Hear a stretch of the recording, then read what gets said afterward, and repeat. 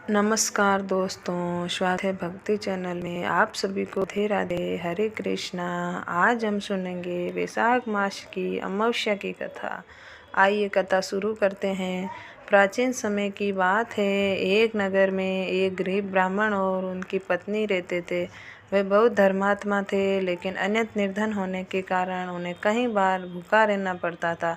फिर भी वे कभी भगवान का स्मरण करना नहीं छोड़ते थे।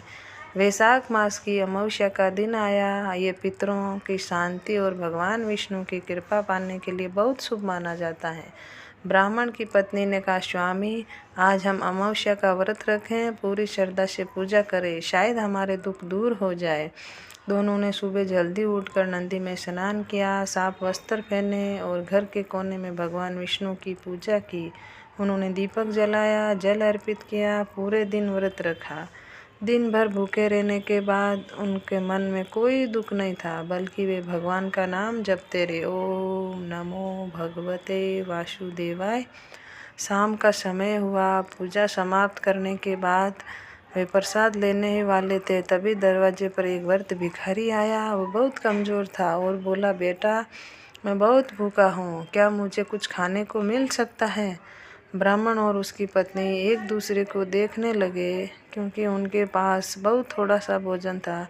लेकिन उन्होंने सोचा, अतिथि देवो भव, अतिथि में ही भगवान का वास होता है। उन्होंने अपना सारा भोजन उस वृद्ध को दे दिया। स्वयं भूखे ही रह गए।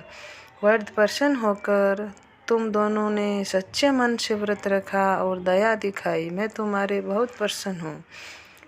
तभी वह वृद्ध अपने दिव्य रूप में प्रकट हुआ। वे स्वयं भगवान विष्णु थे। उनका तेज पूरा घर प्रकाशमय हो गया।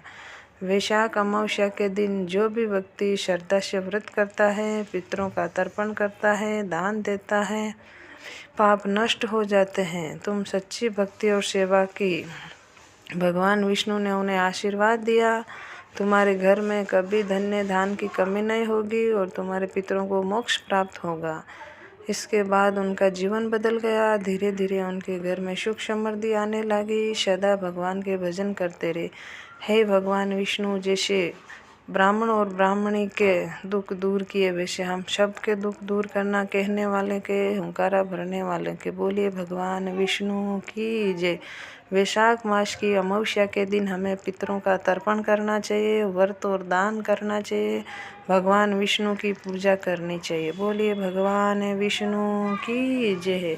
कहानी अच्छी लगी तो चैनल को लाइक करें, शेयर करें, सब्सक्राइब करें।